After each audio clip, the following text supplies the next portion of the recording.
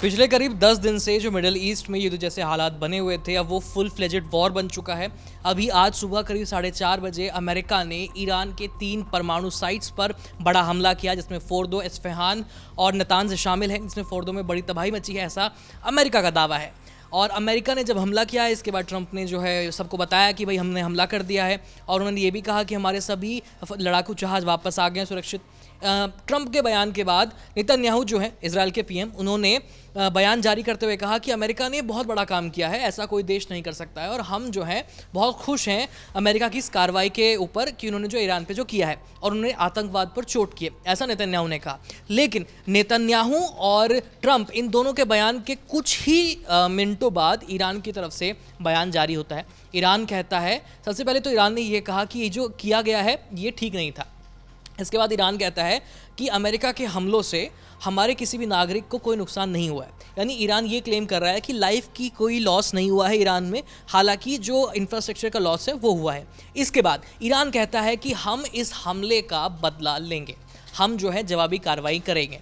लेकिन उसके बाद से लगातार एक्सपर्ट्स जो हैं तमाम देश भर के, वो ये और दुनिया भर में चर्चा चल रही थी कि आखिर ईरान हमला करेगा कहाँ। क्या वो इजराइल पर करेगा, क्या यूएस पर करेगा, या यूएस के जो बहुत सारे मिलिट्री बेस हैं मिडिल ईस्ट में और यूएस के जो वॉरशिप्स हैं खाड़ी में जो तैनात हैं, क्या उन पर हमला होगा।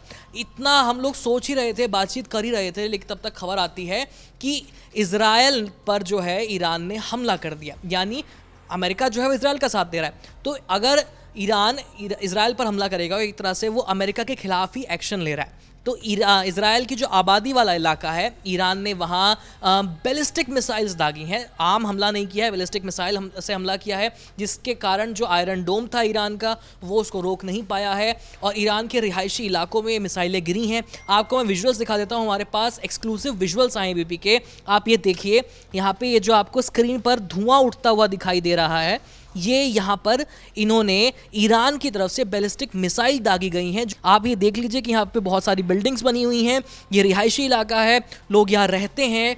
और चूँकि इजराइल का ये कहना है कि भाई हम ईरान के केवल जो परमाणु संयंत्र हैं उनको और मिलिट्री टारगेट्स को ही निशाना बना रहे हैं, उन्हीं पर हमला कर रहे हैं, हमने ईरान के किसी भी रिहायशी इलाके को जहाँ पर लोग रहते हैं उनको निशाना नहीं बनाया है।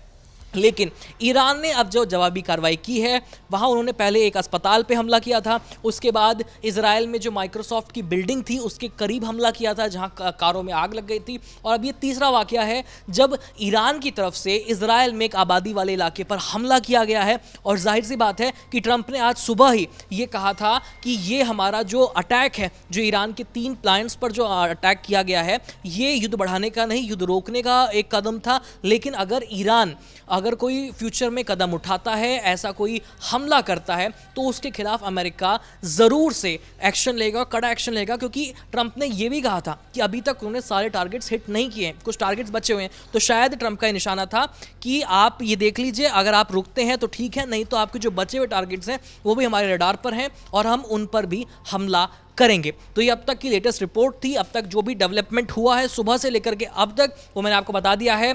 और जिस तरह से पूरी सिचुएशन डेवलप हो रही है, ये उम्मीद की जा रही है कि आगे सिचुएशन और ज़्यादा खराब हो सकती है, सीरियस हो सकती है। इसलिए हर अपडेट के लिए एबीपी लाइव के साथ जुड़े रहिए। मेरा नाम है आयुष। धन्यवाद।